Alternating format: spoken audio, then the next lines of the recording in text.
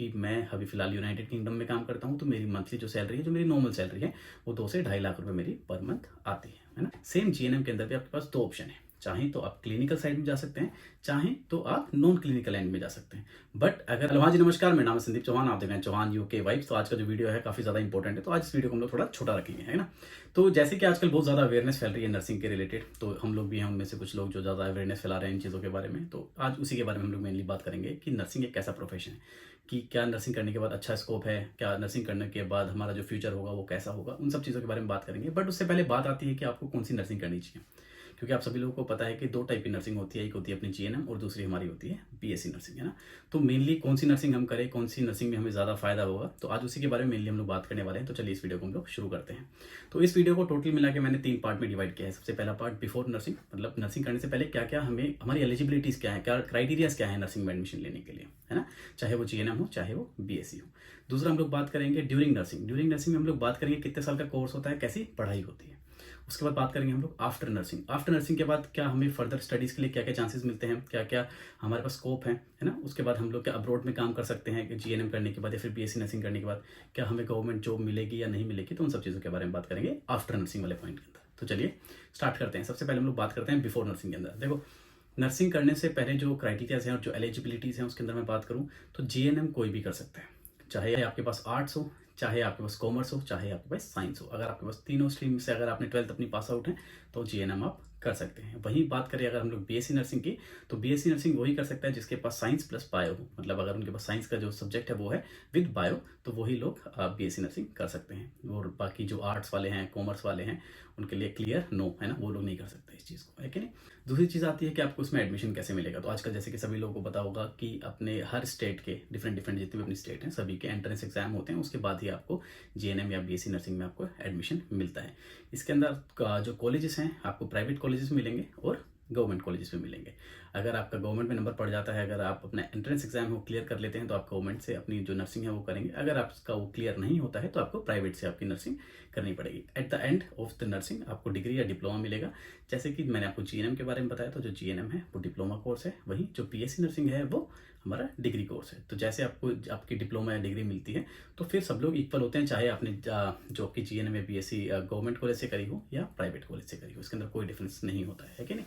ये काफ़ी बड़ा सवाल है लोगों का कि सर मैंने प्राइवेट कॉलेज से करी है, तो क्या सर मैं एलिजिबल हूँ बाहर जाने के लिए, गवर्नमेंट जॉब करने के लिए? तो हाँ, आप लोग एलिजिबल हो, चाहे आपने गवर्नमेंट से करी हो, चाहे आपने प्राइवेट से करी हो। मेन चीज़ आती है कि आपके पास डिग्री और डिप्लोमा होना चाहिए और आपका नर्सिंग का रजिस्ट्रेशन होना चाहिए नौकरी करने के लिए। सही बात है।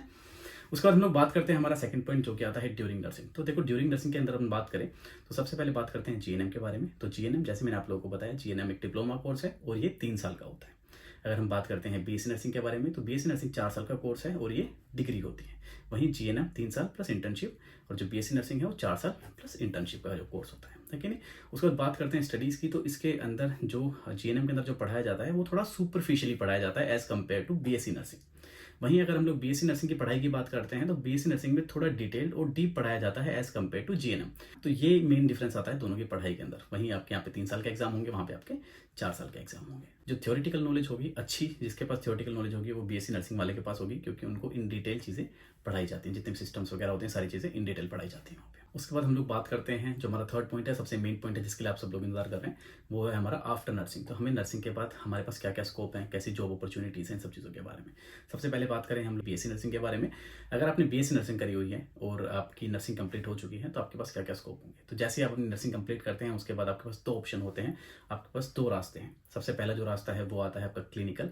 अगर आप चाहते हैं पेशेंट साइड काम करना, बेड साइड काम करना, तो आप क्लिनिकल वाली स्ट्रीम में जा सकते हैं। अगर आप चाहते हैं कि मेरे को पेशेंट के साथ काम नहीं करना है, मेरे को बेड साइड काम नहीं करना है, तो आप एजुकेशन वाली लाइन में जा सकते हैं। तो सबसे बेस्ट पॉइंट है ये कि आप एक एजुकेशन लाइन में भी जा सकते हैं as a educator, as a lecturer, as आप कुछ भी बोल सकते हैं उस चीज़ को, है कि नहीं? आप ट्यूटर बोल सकते हैं, टीचर बोल सकते हैं, कुछ भी बोल सकते हैं। हाँ, तो आप बीएससी नर्सिंग करने के बाद आप क्लिनिकल फील्ड में भी जा सकते हैं और नॉन क्लिनिकल फील्ड में भी जा सकते हैं। थोड़ा अपर हैंड है बीएससी नर्सिंग को लेकर।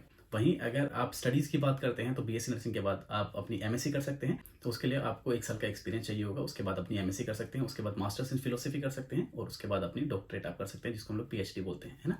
तो ये हमारा हो गया बीएससी नर्सिंग का। उसके बाद बात करते हैं जॉब्स के बारे में। तो जैसे मैंने आपको बताया, अगर आप क्लिनिकल साइड में जाते हैं तो क्लिनिकल साइड के अंदर अगर आपको पता हुआ इस चीज़ के बारे में, कितनी सारी सेंट्रल गवर्नमेंट की जॉब निकलती हैं, कितनी सारी कम्युनिटी हेल्थ ऑफिसर्स की जॉब निकलती हैं, कितनी सारी स्टेट गवर्नमेंट की जॉब निकलती हैं, तो आप इन सभी के लिए एलिजिबल हैं। अगर आप जैसे ही पास आउट होते हैं तो ये सारी एग्जाम्स की प्रिपरेशन करना स्टार्ट करें। देखो एंट्रेंस एग्जाम आपको वहाँ पे देना पड़ेगा। जैसे अपना एंट्रेंस एग्जाम क्लियर करते हैं तो आप गवर्नमेंट सेक्टर में आप काम कर सकते हैं और as a registered nurse government job कर सकते हैं। वहीं बात करते हैं अगर हम लोग अब्रॉड की, तो यहाँ पे आपको एक एडिशनली एक चीज़ करनी पड़ेगी जो कि आपका होगा आपका इंग्लिश बेस्ड टेस्ट, है ना, जो कि आप OET लगा लो या IELTS लगा लो, आपको ये एग्जाम क्लियर करना पड़ेगा अगर आपको फॉरेन कंट्री में काम करना है। तो अगर आपको UK आना है तो आपको अपना OET एग्जाम देना पड़ेगा, CBT एग्जाम देना पड़ेगा, आपका उसके एग्जाम देना पड़ेगा। उसके बाद आप UK के अंदर मतलब जो इंग्लैंड है, स्कॉटलैंड है, वेल्स है ना, नॉर्दर्न आयरलैंड है, अगर आपको यहाँ पे काम करना है तो आपको ये एग्जाम्स देने पड़ेंगे। उसके बाद आप यहाँ पे एज रजिस्टर्ड नर्स काम कर सकते हैं। अगर हम बात करते हैं सैलरीज के बारे में, तो जो BSc नर्सिंग के बाद जो आपकी सैलरी होगी वो डिपेंड करता है स्टेट टू स्टेट। काफ़ी सारे लोग सस्ते में भी काम करते हैं, काफ़ी सारे लोग महंगे में भी काम करते हैं। काफ़ी सारे इंस्टीट्यूट्स ऐसे हैं जो आपको एक अच्छी सैलरी देते हैं, काफ़ी लोग 25,000 भी देते हैं, काफ़ी 30 भी देते हैं, काफ़ी आपको 15,000 रुपये भी देते हैं। लेकिन वो डिपेंड करता है कि आप कहाँ जाके इंटरव्यू दे रहे हैं।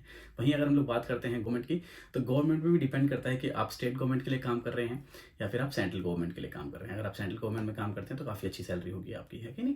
उसके बाद अगर हम लोग बात करते हैं फॉरेन कंट्रीज़ की, क्योंकि ये देखो मैं आपको छोटे लेवल से बड़े लेवल के ऊपर लेके जा रहा हूँ, जैसे कि private, then state government, then आपका सेंट्रल गवर्नमेंट, उसके बाद आप फॉरेन कंट्री। अगर आप फॉरेन कंट्री में काम करते हैं, ये भी डिपेंड करता है आप किस कंट्री में काम कर रहे हैं।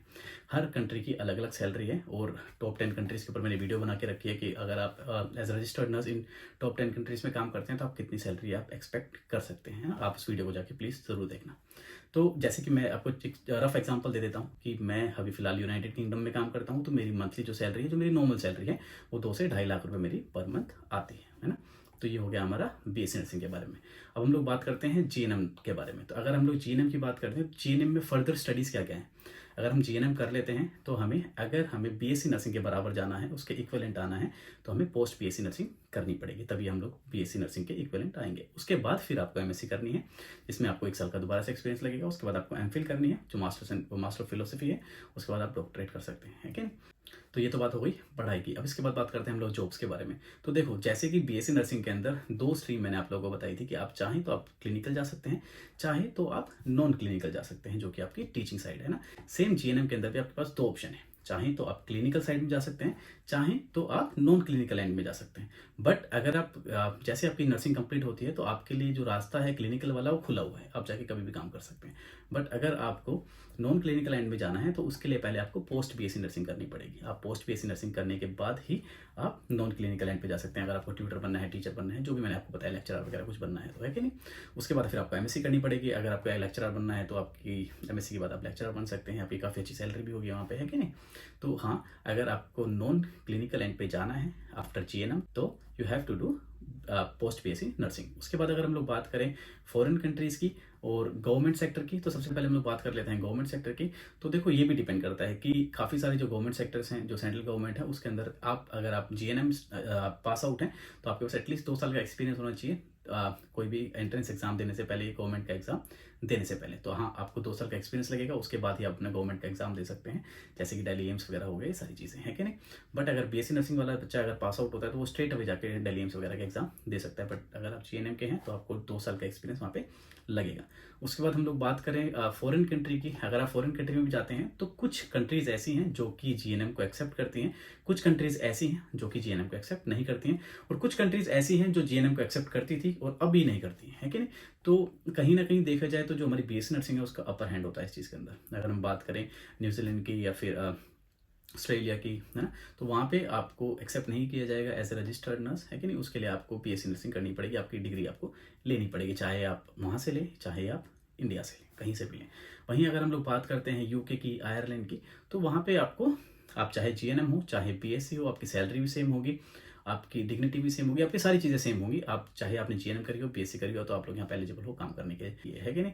कुछ कंट्रीज ऐसी है जहाँ पे पहले GNM को एक्सेप्ट किया जाता था, अब नहीं किया जाता है। किसी किसी सेक्टर में किया जाता है, किसी किसी में नहीं किया जाता है। जैसे कि हम लोग बात करें मालदीव्स की, तो फिलहाल जो GNM है वहाँ पे उनको एक्सेप्ट नहीं कर रहे हैं, खाली जो BSc नर्सिंग वाले हैं खाली उन्हीं को ही वहाँ पे एक्सेप्ट किया जा रहा है। तो हाँ, एक पोस्ट BSc आपके पास एक टोटल माध्यम बच जाता है, जिसके बाद आप एलिजिबल होंगे अपने जो गवर्नमेंट एग्जाम है, जो सेंट्रल गवर्नमेंट एग्जाम है, वो देने के लिए या फिर फॉरेन कंट्री में काम करने के लिए, है ना। बट अगर आप GNM है तो आप लोग डरो मत, आप UK के अंदर काम कर सकते हो, आप आयरलैंड के अंदर जाके काम कर सकते हो। सही बात है कि नहीं।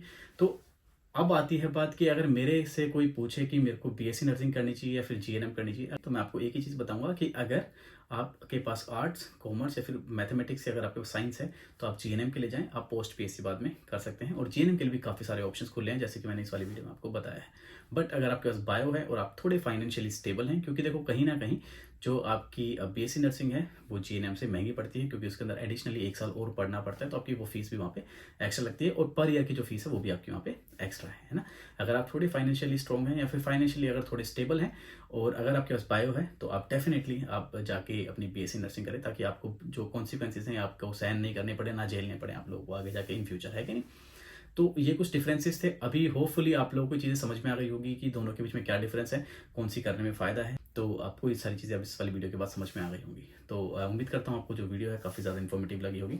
तो मिलते हैं अपने नेक्स्ट वाले वीडियो के अंदर, तब तक के लिए thank you so much guys, आपने हमें इतना टाइम दिया, धन्यवाद।